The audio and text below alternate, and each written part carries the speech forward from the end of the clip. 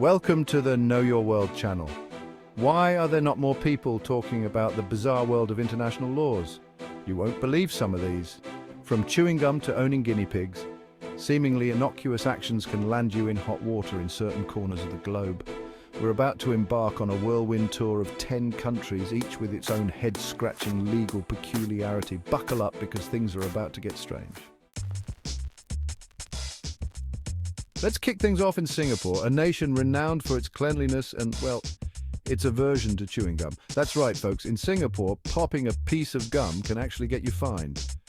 This law, enacted in 1992, was sparked by the government's quest for pristine streets and public transport.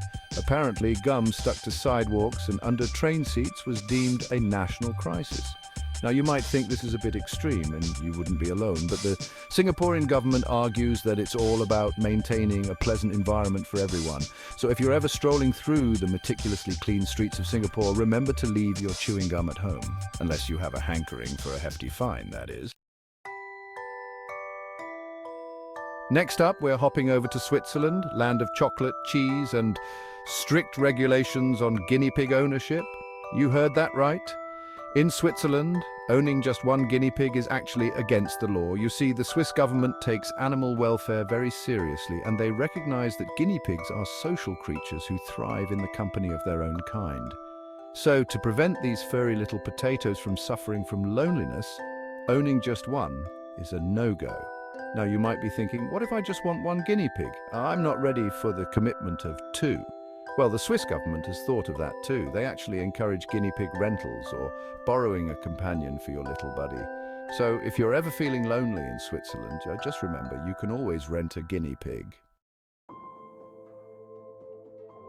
Hold on to your hats, folks, because we're about to delve into the truly bizarre. Our next stop, Italy, where, believe it or not, it's illegal to die in certain towns. Yes, you read that correctly. Dying, the one inevitable event in life, is actually prohibited in some Italian municipalities. Now, before you start picturing grim reapers issuing citations, let me explain. This peculiar law isn't some macabre joke. It's often a desperate attempt to address a very real problem: overcrowded cemeteries. In some towns, particularly those with aging populations, burial space is at a premium. So, to prevent a backlog in the afterlife, local governments have resorted to this unusual measure. Bonjour from France, the land of romance, baguettes, and strict regulations on pig names. That's right, folks. In France, you can't just go around naming your porcine pal Napoleon. It's actually against the law.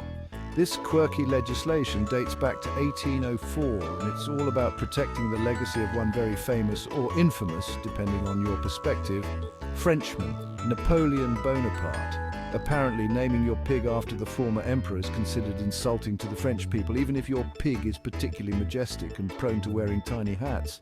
So, if you're ever in France and find yourself adopting a piglet, you might want to steer clear of Napoleon when choosing a name. Unless, of course, you have a fondness for historical grudges and potential legal trouble. Next, we're whisking ourselves away to Japan, the land of the rising sun, technological marvels, and mandatory waistline measurements. You heard that right. In Japan, being overweight isn't just a health concern, it's actually governed by law. This unique piece of legislation, known as the Metabo Law, was introduced in 2008 to combat obesity and its associated health risks. Under this law, companies and local governments are required to measure the waistlines of citizens aged 40 to 74. Those who exceed the government's set limits are encouraged to slim down through counseling and lifestyle changes. G'day from Australia, the land of kangaroos, koalas, and surprisingly strict laws about wedding etiquette. That's right, mates. Down under, disrupting a wedding or funeral isn't just bad form, it's actually against the law. This law, which varies slightly from state to state, is all about ensuring that these significant life events are conducted with the respect and solemnity they deserve. So if you're ever tempted to pull a prank, stage a protest, or generally cause a ruckus at a wedding or funeral in Australia, think again. The consequences could be far more severe than a disapproving look from your nan. Right then, let's pop over to the UK, land of tea, crumpets, and suspiciously specific laws about salmon, you better believe it. In the UK, handling salmon in suspicious circumstances can land you in hot water with the law. This gem of a law comes from the Salmon Act of 1986, which, as you might have guessed, is entirely dedicated to regulating the handling of salmon. Now, you might be wondering what exactly constitutes suspicious circumstances when it comes to salmon. Well, according to the law, it could involve anything from possessing salmon in suspicious locations to behaving suspiciously while handling salmon.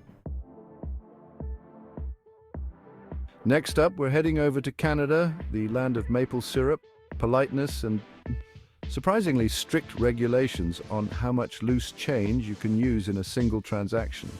You heard that right, eh?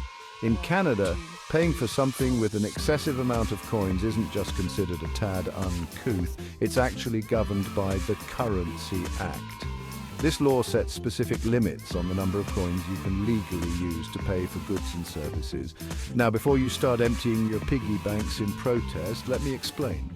The Canadian government isn't trying to discourage you from using coins altogether. They're just trying to prevent businesses from being bogged down by mountains of pennies and nickels.